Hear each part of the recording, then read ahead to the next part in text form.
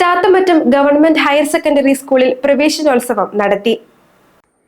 Chathamattam government higher secondary സ്കൂളിലെ +1 ക്ലാസുകളുടെ ഉദ്ഘാടനം ജില്ലാ പഞ്ചായത്ത് അംഗം ജോമി തെക്കേക്കര നിർവഹിച്ചു.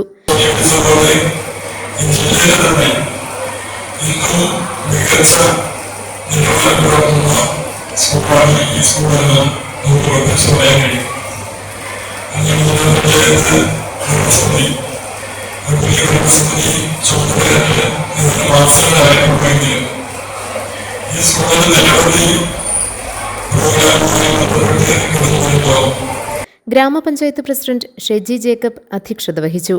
+2 ഉന്നത വിജയം നേടിയ കുട്ടികളെ ചടങ്ങിൽ അനുമോദിച്ചു.